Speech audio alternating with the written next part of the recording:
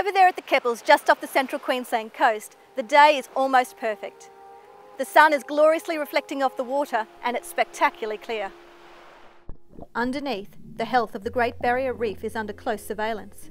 Researchers are constantly monitoring it. Temperatures checked and rechecked, coral growth measured. And today now, some are worried. Is climate change having a bigger effect than we first thought? CQUniversity's Dr. Alison Jones has just released a study that shows warmer than normal ocean temperatures are retarding coral growth for much longer than once expected.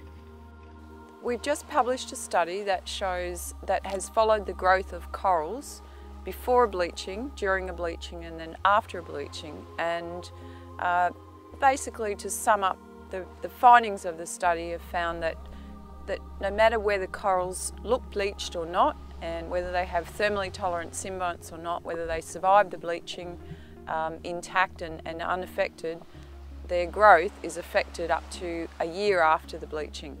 Previously, researchers had thought coral reefs were acclimatising to temperature changes and even considered the possibility that the Great Barrier Reef could move south, seeking out cooler water. But how can they if they are under stress? If you look as though you're not even bleached during a bleaching event, so you're sitting there even in warm, really warm seawater and looking like the coral's coping, in fact, there is an effect of the heat stress itself on the coral. We've actually found that even though corals don't even look bleached, in fact, their growth is affected 50% up to a year after the event. Alison is also in the final stages of a colour study into 60 colonies of corals in the Keppels.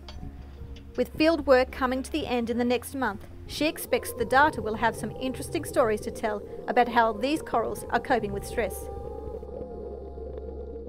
We're doing a study on a particular species of coral which is endemic to the Keppels, Acropora millipora, which is quite prolific here. And they come in different colour morphs. So there's 4 colour morphs that we're looking at: green, red, blue and a yellow morph. And we've done a study over summer where we're looking at RNA expression of their stress response to heat and also low salinity and also high turbidity in the water, because we had a flood event over summer. And today I was looking at their photosynthetic health to see whether there's any differences between those colour morph colonies. Yeah, that's a diving PAM, or a pulse amplitude modulated chlorophyll fluorometer.